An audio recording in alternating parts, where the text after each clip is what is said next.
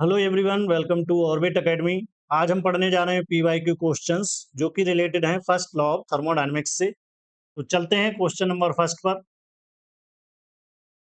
The first law of thermodynamics for the adiabatic process is. तो यहाँ पर जो फर्स्ट लॉ ऑफ थर्मोडायनेमिक्स है, ये हमें आइडियाबैटिक प्रोसेस के लिए बताना है। ऑप्शन यहाँ पर हमें गिवन है D U equal to delta W, D U equal to zero, du equal to minus delta W and du equal to minus delta Q plus two delta W. तो यहाँ पर जो फर्स्ट लॉ ऑफ थर्मोडायनेमिक्स है, ये हमें पता होना चाहिए।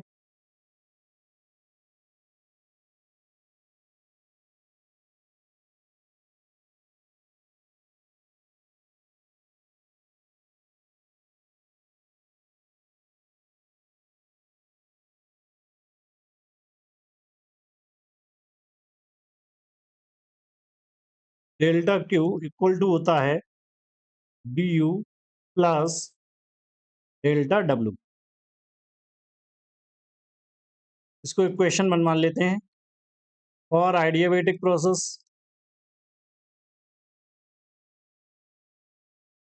तो जो आइडियाबैटिक प्रोसेस होता है, इसमें ना तो हीट एब्जॉर्ब होती है ना ही हीट रिलीज होती है। तो यहाँ पर जो डेल्टा क्यू है, ये हमारा हो जाएगा जीरो। ना फर्स्ट इक्वेशन, तो यहाँ पर जीरो इक्वल टू मिल जाएगा D U plus delta W. तो यहाँ पर हमें मिल जाएगा D U equal to minus delta W. तो हमारा जो ऑप्शन है यहाँ पर सी करेक्ट हो जाएगा।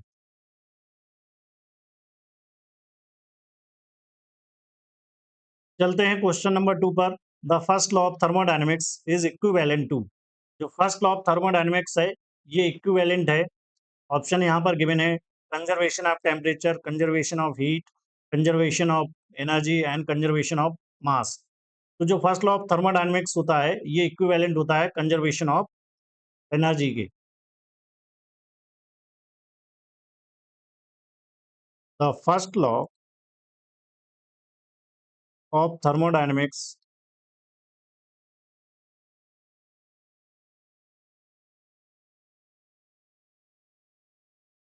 is a restatement of the first law of thermodynamics.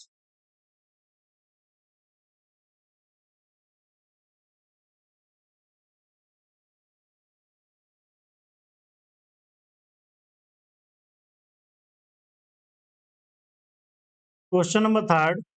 A system absorbs 45 joule of heat and in the process it does 11 joule of work. The system follows a different thermodynamical path to the same initial and final states and does 16 joule work. The heat transferred in this process is। तो यहाँ पर एक system है जो कि heat absorb कर रहा है 45 जूल, और यहाँ पर जो वर्क डन हो रहा है, ये हो रहा है 11 जूल का। जो दूसरा पाथ ये जो प्रोसेस है फॉलो करता है, तो वहाँ पर क्या होता है, जो इनिशियल और फाइनल स्टेट है, यहाँ पर जो वर्क डन हो रहा है, ये हो रहा है 16 जूल का। तो यहाँ पर हमें जो है हीट ट्रांसफर निकालना है कि कितनी हीट जो है ट्रांसफर की जाएगी।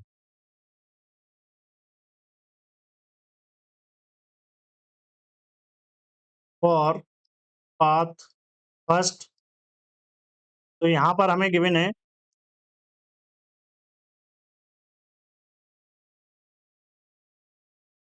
Delta Q equal to 45 joule and delta W equal to 11 joule. So from first law of thermodynamics,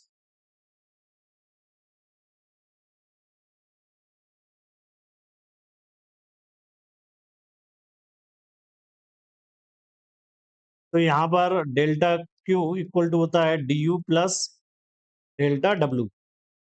तो यहाँ से हम डी यू की वैल्यू कैलकुलेट कर लेंगे। तो ये हमें मिल जाएगी delta Q minus delta W. तो 45 माइनस 11 ये मिल जाएगी 34 जूल। इसको इक्वेशन 1 मान लेते हैं। फॉर पाथ सेकेंड,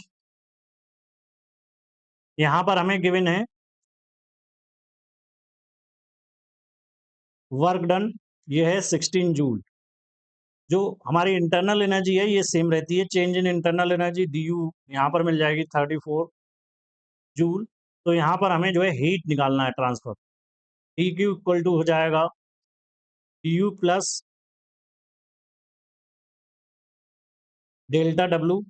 तो यहाँ पर मिल जाएगा 34 जूल प्लस 16, तो ये हो जाएगा 50 जूल। तो ऑप्शन यहाँ पर डी करेक्ट हो जाएगा।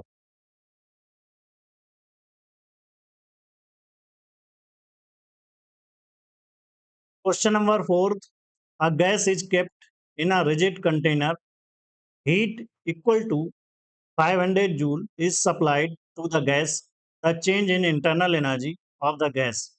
तो यहाँ पर क्या है, एक गैस को हम जो है रिजिड कंटेनर में रखते हैं, यहाँ पर जो हीट है ये इक्वल टू है 500 जूल के, जो सप्लाई की जाती है गैस को। तो यहाँ पर हमें चेंज इन इंटरनल एनर्जी बतानी है गैस की। ऑप्शन गिवन है यहाँ पर 50 joule, 500 joule, 23.8 joule and 11.9 joule. तो यहाँ पर हमें गिवन है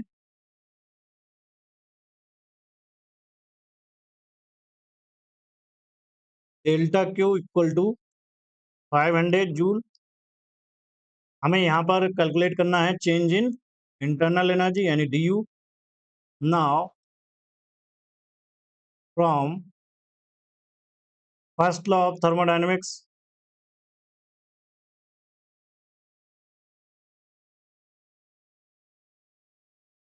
तो यहाँ पर हमें मिल जाएगा delta Q equal to D U plus delta W, ये वर्क डन हो जाएगा यहाँ पर। इसको इक्वेशन 1 मान लेते हैं।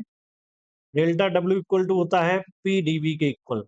तो यहाँ पर रिजिड कंटेनर है, तो यहाँ पर क्या होगा, जो चेंज इन वॉल्यूम होगा ये 0 हो जाएगा, तो वर्क डन यहाँ से 0 मिल जाएगा। इसका मतलब क्या हो गया, डेल्टा क्यू इक्वल टू हो जाएगा डी यू, तो डी यू इक्वल टू मिल जाएगा 500 जूल। तो ऑप्शन यहाँ पर बी करेक्ट हो जाएगा हमारा।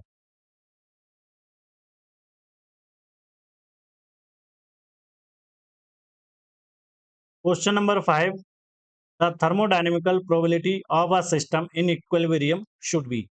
तो यहाँ पर जो थर्मोडायनेमिकल प्रोबेबिलिटी होती है सिस्टम की इक्विलिब्रियम में, ये होनी चाहिए 0, minimum, maximum, 10, neither be maximum और मिनिमम। तो जो इक्विलिब्रियम होता है इसमें जो प्रोबेबिलिटी होती है थर्मोडायनेमिक प्रोबेबिलिटी, ये जो है मैक्सिमम होती है। तो ऑप्शन यहाँ पर सी करेक्ट हो जाएगा।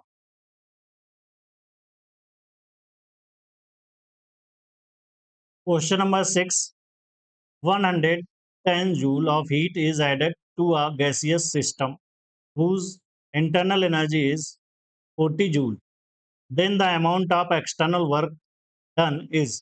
तो यहाँ पर 110 जूल हीट जो है एडेड की जाती है सिस्टम में, और जिसमें जो इंटरनल एनर्जी चेंज हो रही है ये मिलती है हमें 40 जूल।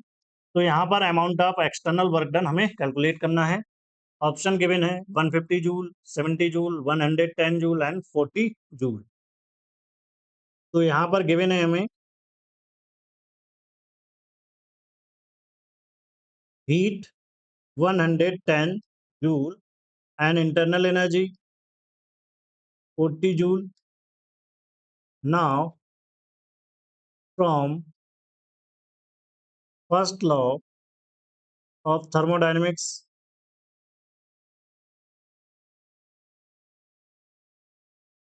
तो यहाँ पर डेल्टा क्यू इक्वल टू होता है D U plus delta W.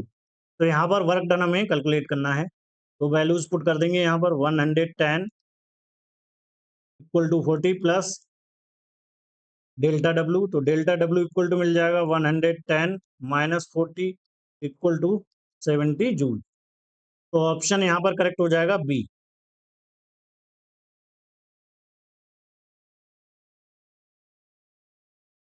Question number 7, heat added to a system is equal to, जो हीट एडिट की जाती है सिस्टम में ये इक्वल टू होती है a change in its internal kinetic energy, a change in its internal potential energy, work done by it, and sum of above all the three. तो यहाँ पर ऑप्शन हमारा बी करेक्ट हो जाएगा। According to first law of thermodynamics, जो heat added की जाती है किसी सिस्टम में, ये यूज होती है to change the internal energy, जिसमें जो है both kinetic and potential energy जो है एडेड होती हैं, and to perform external work. According to first law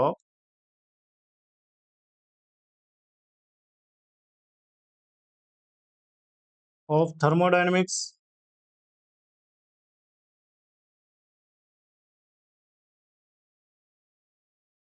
heat added is used to change internal energy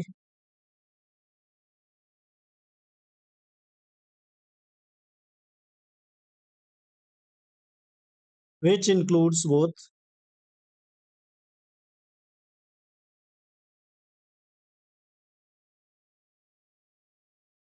kinetic and potential internal energy,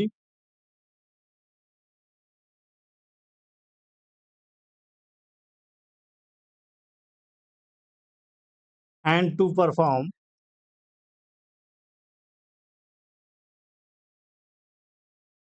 external work।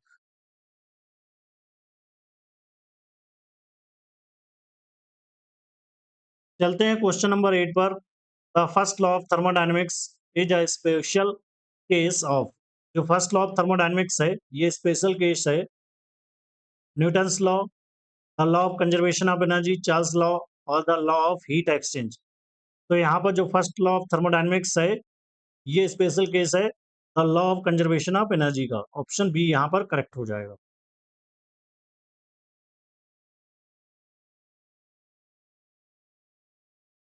चलते हैं question number 9 पर। For constant volume processes, the heat capacity of gas A is greater than the heat capacity of gas B. We conclude that when they both absorb the same heat at constant volume. Option A, the temperature of A increases more than the temperature of B. The temperature of B increases more than the temperature of A. The internal energy of A increases more than the internal energy of B. The internal energy of B increases more than the internal energy of A. तो यहाँ पर option हमारा B correct हो जाएगा।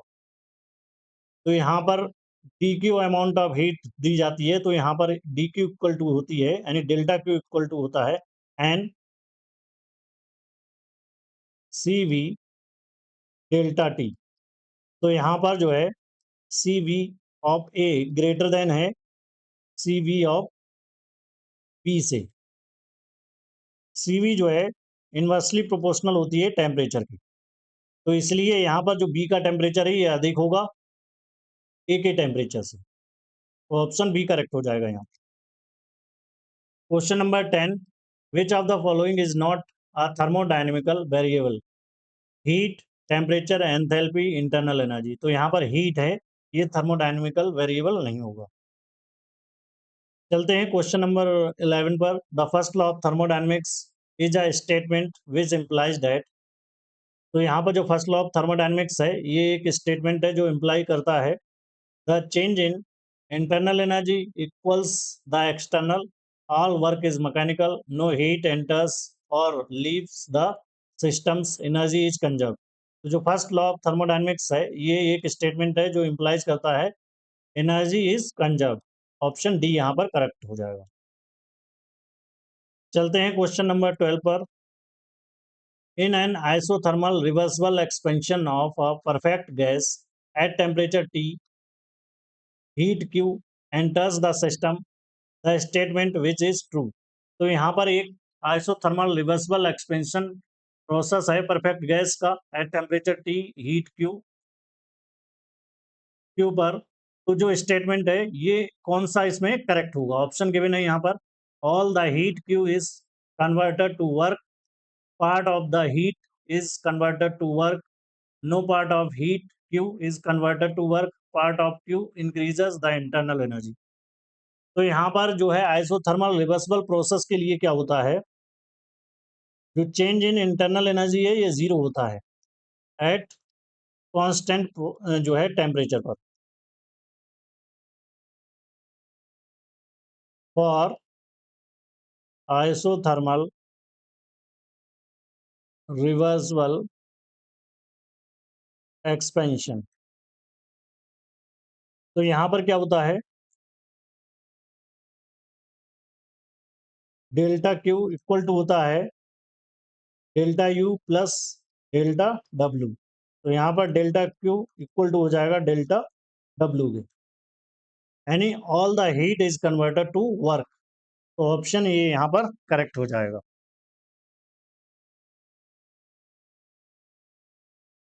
चलते हैं question number 13 पर। The second law of thermodynamics में be written in usual symbols as. तो यहाँ पर जो सेकेंड लॉ ऑफ थर्मोडायनेमिक्स है ये हमें बताना है। तो सेकेंड लॉ ऑफ थर्मोडायनेमिक्स होता है डी एस इक्वल टू होता है D Q upon T, and D Q equal to होता है टी डी एस। ये होता है हमारा सेकेंड लॉ ऑफ थर्मोडायनेमिक्स। तो यहाँ पर जो ऑप्शन है हमारा सी करेक्ट हो जाएगा। चलते हैं क्वेश्चन नंबर 14 पर। The first law of thermodynamics में be written in usual symbols as. तो यहाँ पर जो फर्स्ट लॉ ऑफ थर्मोडायनेमिक्स है ये हमें बताना है।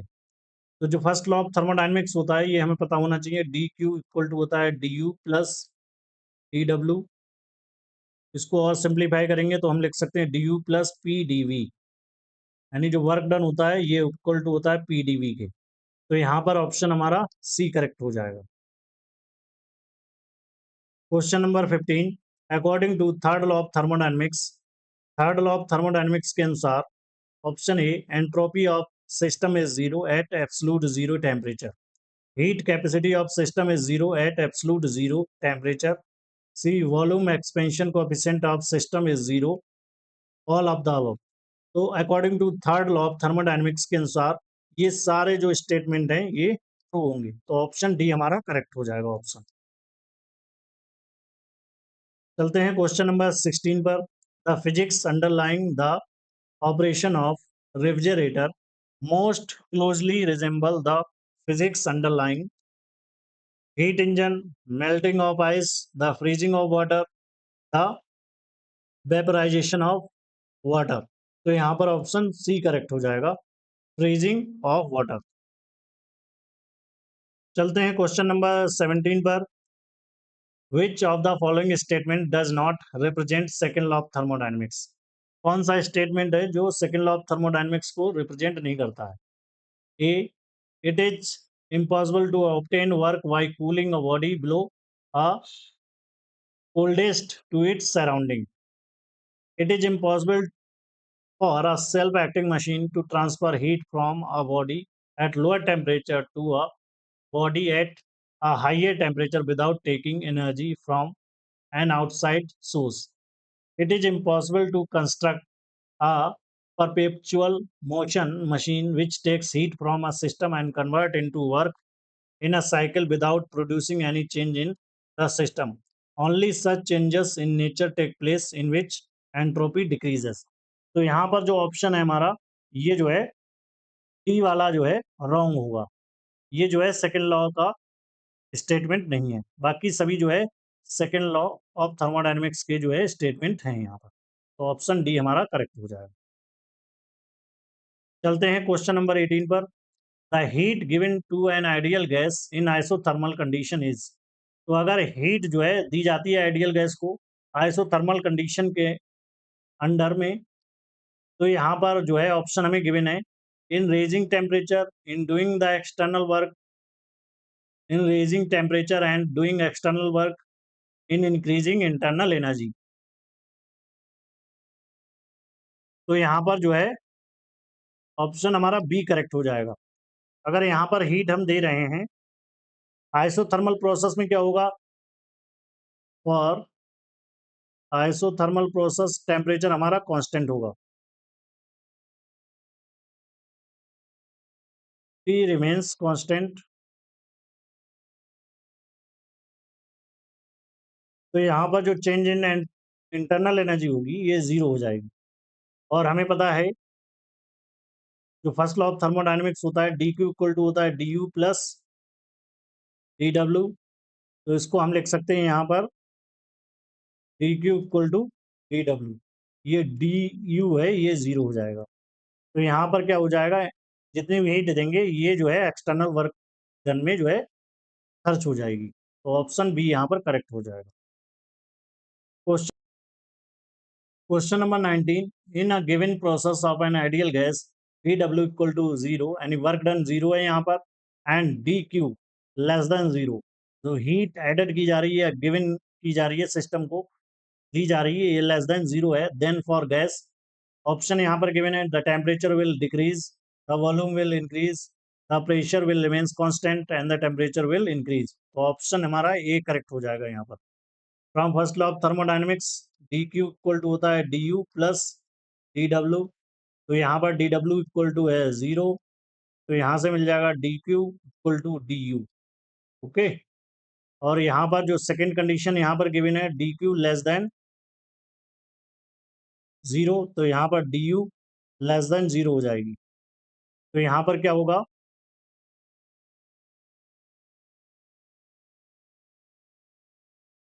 जो टेम्परेचर है ये जो है डिक्रीज हो जाएगा। ऑप्शन यहाँ पर ए करेक्ट हो जाएगा। Question number 20, the first law of thermodynamics represent the conservation of heat, work, momentum and energy. जो फर्स्ट लॉ ऑफ थर्मोडायनेमिक्स है ये रिप्रेजेंट करता है कंजर्वेशन ऑफ एनर्जी को। ऑप्शन डी यहाँ पर करेक्ट होगा।